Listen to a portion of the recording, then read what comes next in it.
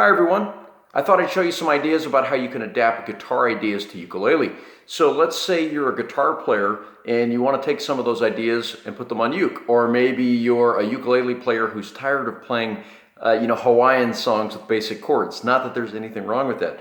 But what we could do is take inspiration from old like boogie woogie kind of guitar, rock and roll and blues kind of stuff. So guitar players a lot of times do things like,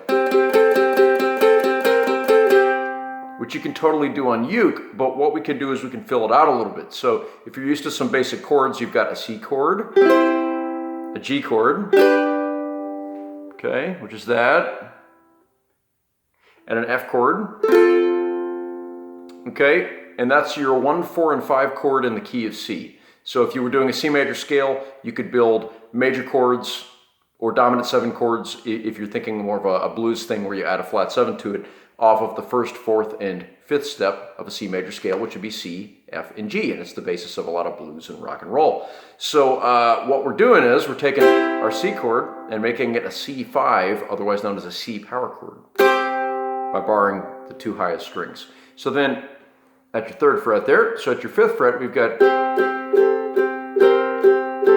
so I'm alternating like 1, 2, 3, 4, 1, 2, 3, 4. And if we swing it a little bit, instead of, we could go,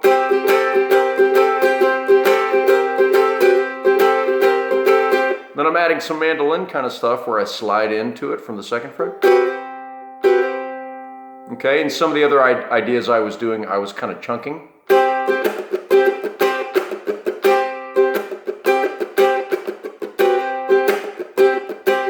So I'm loosening up my index finger and touching the other strings to deaden them. So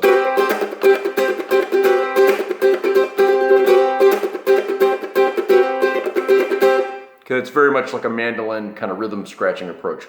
All of that stuff's cool. You can connect all that stuff. So if we take a look at the G chord, okay, so instead of fingering it this way, I'm going to want to bar across the 3 strings and add the middle finger and finger it this way, which frees up these guys here so that I can do 2nd fret with the bar, and then on the 3rd string, 1, 2, 3, I can go 4th fret and 5th fret to do the same, like,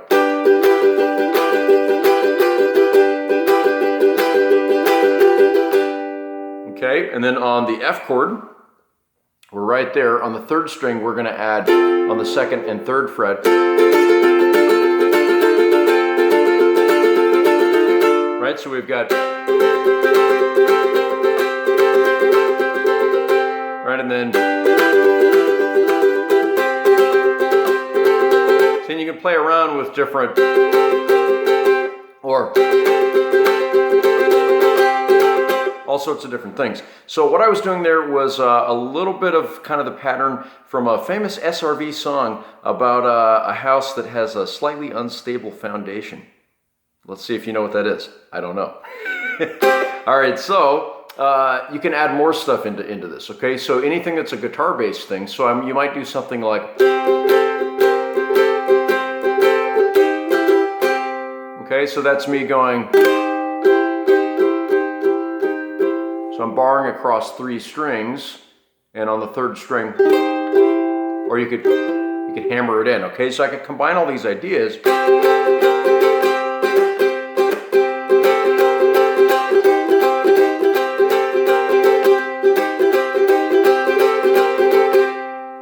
Okay, and some of the other ideas where I went,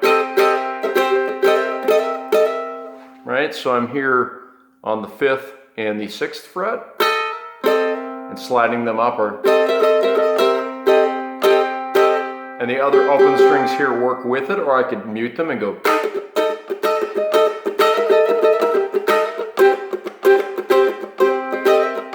and then I could do things that are kind of like rockabilly, like, whoops.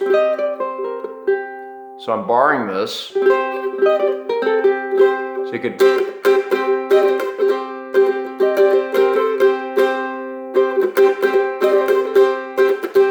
okay, so all this thing's working. So let's say you were going,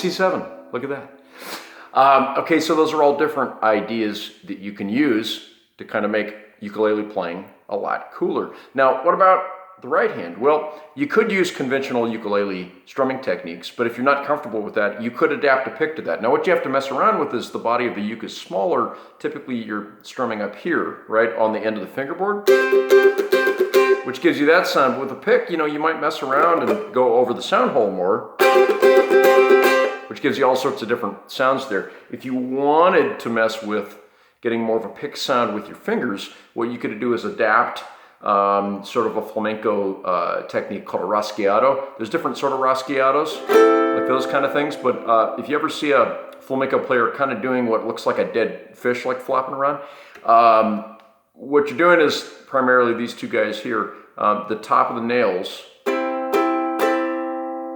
you're moving from the wrist there and it's striking down. The top of the thumbnail is coming up. So this gives you a nail-y sound, a bright sound like a pick. So I could do,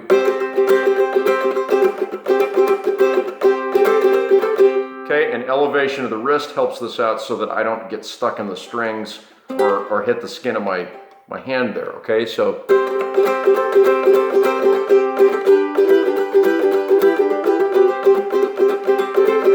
okay, you can also go with the conventional kind of uke method that a lot of people use where you strum down with the top of the index nail and then up with the index pad. So if we went, okay, or you could go with a dark kind of sound, which would be thumb pad down, finger pad up. So we'd have, gives you sort of a different thing there. Also, I suppose if you had nails grown out, you could do the classical guitar thing where you make sort of a pick with your fingers and you strum through. It's kind of, you can kind of see it, it's kind of hard to do that when you don't have nails because there's a ton of resistance. So the nails, you know, remove the resistance. So if you want to do that sort of thing, honestly, it's better doing the flamenco technique where you arch your wrist up a little bit and sort of do this sort of arm wrist rotation sort of movement.